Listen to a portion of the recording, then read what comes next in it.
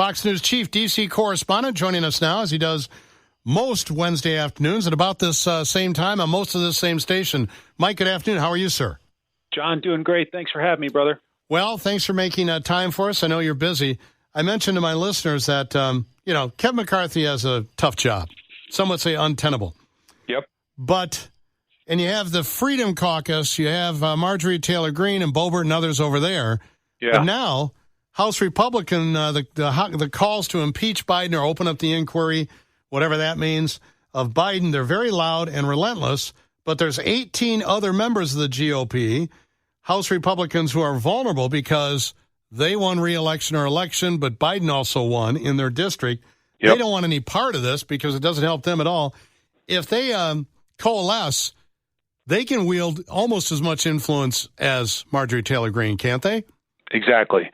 And so what you're looking at is when Kevin McCarthy was trying to become speaker, it went, 15 rounds, and there were concerns about you're making him too weak, basically, by saying that, a couple of members could vote to vacate the chair, to take him out. And so he knows that some of the loudest voices in his conference are calling for going after the president, this impeachment inquiry. But the moderates that you mentioned, the ones who give Republicans the majority, because if they lose, you go back to a Democratic speaker, they don't want to do this because in their districts, probably their constituents could go either way, vote for a Republican, vote for a Democrat, and their constituents may say, hey, what are you doing? That's not what we want you to do. And so it's a mess. And if he brings impeachment to the floor and doesn't have the votes, that's a disaster too. And so I don't know how this, train gets stalled or slowed down, but it appears to be coming and going quite quickly, and I don't know how you stop it. Comer says he has evidence that will prove a connection between Hunter Biden and his dad. What are the rumors ricocheting around D.C.? I know it's quiet. Everybody's kind of out of town, but what are you hearing about the so-called evidence? And as I forgot the old Wendy's commercial. I forgot the actress's name. At some point, where's the beef? Put up or shut up. Where's the beef? Where's the beef? Carla something, wasn't it? Yeah. Exactly. Where's the beef? There's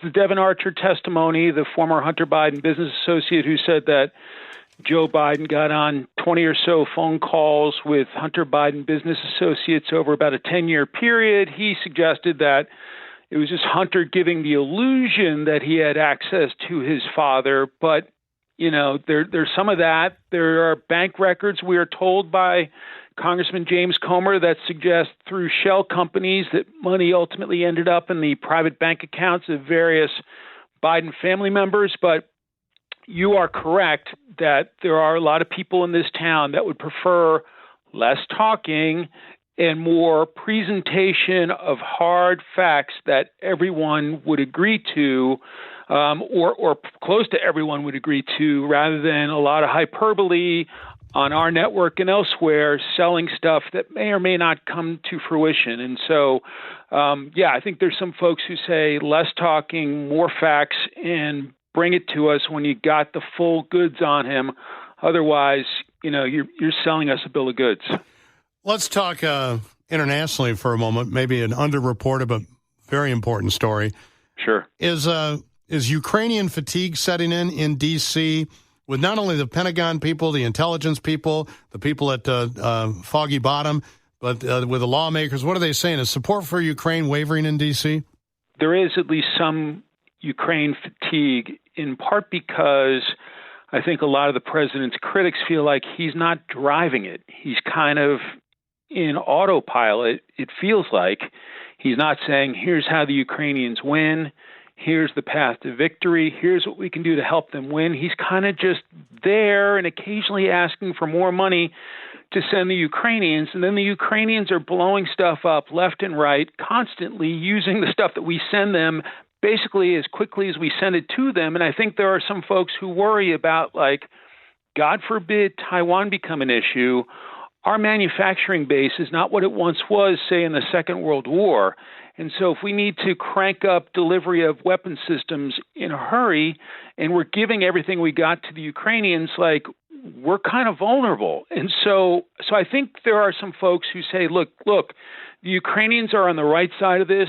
We want the Ukrainians to win. We want Vladimir Putin frustrated. We want Vladimir Putin to feel like a failure. We want potentially Russians to put Vladimir Putin in jeopardy in terms of his leadership going forward. But I think there's also a question of our debt is 30 whatever trillion dollars. We're spending a blank check constantly with no discussion of victory. It feels kind of like a stalemate that continues going on and on and on, but no end in sight. Well, maybe the policy is to bleed the Russians white, like Afghanistan. Where's Charlie Wilson when you need him? Good point. Yeah. That's true. Mike Emanuel is here. He'll be in the anchor chair high noon on Sunday as Fox News' chief Washington correspondent. Biden's trip out west, is it an attempt just to motivate key constituencies off to the left? Yeah, I think there's no question about that. Look, there's obviously some fundraising going on out there, and so it doesn't hurt to go out and raise the flag, plant the flag, whatever you want to call it, and say, hey, remember me, I'm your president, and by the way, we got an election coming up before too long, and, could really use your campaign contributions to give me the resources I need to win re-election, but also to talk about, climate change and that sort of thing at the Grand Canyon, and to, basically say, remember, I'm on your side and I need your support going forward. Did President Biden self-correct his latest gaffe, the 9 Wonders of the World, which happened yesterday? I played it for my listeners just before you came on today. Did he self-correct, or do you think that somebody signaled him, hey, it's 7, like held up 7 fingers or something? He doesn't normally self-correct a gaffe. No. And in fact, a lot of times it's quietly corrected in the transcript after the fact, where it's kind of that's not right. Crossed out, or there's an asterisk or something like that. He was wearing the aviators, and so it was hard to tell if he caught somebody's eye, whether Karine Jean-Pierre was jumping up and down with a 7-Up but with a 7-Up in her hand. 7. He occasionally does fix his gaffes in almost real time. But the thing is, like, the Grand Canyon is one of the 7 natural wonders of the world. It's not one of the great wonders of the world, right? Different category. Taj Mahal is a different category. Yeah, the Colosseum in Rome, Hagia Sophia in Istanbul, but the Grand Canyon's a natural wonder. And I don't know about you, but I'm old enough to remember when Andre the Giant was the 8th wonder of the world, and so that's a completely other issue. Wow. Yeah, that's going to make Rachel very happy. She's a big wrestling fan. She was in Detroit for the Summer Slam last weekend. I did get that. You're a Rutgers graduate. How is it that you're into big-time wrestling? Oh, I'm not. I'm just goofing around with you. Okay, good. Glad to hear. How is the senior senator from California? What's the latest on that? So she fell yesterday, went to the hospital. I guess they ran a bunch of tests. Her office was eager to say that she's no longer hospitalized, that she is home recuperating. But anybody who's got a 90-year-old relative realizes that falling comes with the territory. It's not pretty. And so it's the latest health setback she's had in a series of them over recent months. And so, it's difficult, but they say that she's okay. And Schumer's office was quick to say that the majority leader had spoken with her on the phone and said he was glad that she was home and on the mend and that sort of thing. And so they're trying to keep her going because she doesn't show any signs of wanting to retire early. And so it looks like at this point, if she can get through it, she's planning to stay until January 2025. This may be slightly before your time in D.C., but does this remind you of Strom Thurmond?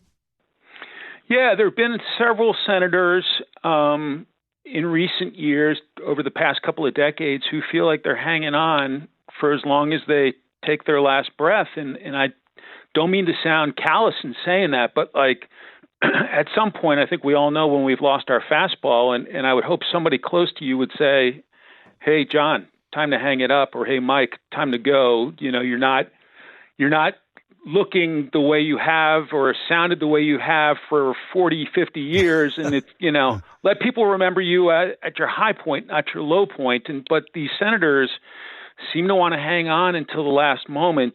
And sometimes it's not pretty because you get a sense like they don't really know what they're voting on or exactly what's going on in some cases. And look, we're all going to get old one day. Father Time's going to catch me too. So I'm sensitive to that. But I also think like it's good to know when it's time to go. I don't understand, though, and I know you have to scoop, but, she's a Democratic senator from a Democratic state with a Democratic governor, okay? So he can just appoint somebody at least until the next special election. I don't know what their law, I don't know specifically what their law is, but I think it's a Judiciary Committee that is problematic for the Democrats. If she goes, another Democrat, I guess, would be appointed that. But in the case of Mitch McConnell with a governor in Kentucky from the opposite party, I understand why he's not in any mood to leave. Right, because if Andy Beshear could appoint a Democrat to his seat, then that would throw the math off and give Chuck Schumer, free rein to do a lot more stuff. And so, but yeah, in California, it's a no-brainer. Like there are tons of California Democrats who would give anything to have that seat, even on a rental basis, until the next election. And so, still the rest of your life you walk around and they call you a senator. So, even if you had a cup of coffee in the Senate. So, it seems to be a no-brainer, but, she wants to hang on and she's an icon in California Democratic circles. And so they're gently nudging her, but I think they're also being careful out of respect for her, legacy of her time of public service. Mike Emanuel, I'll be watching Sunday at high noon. Thanks so much for your time. We'll watch you on Fox News, and have a terrific afternoon. You're the best. Thanks, John. Take care.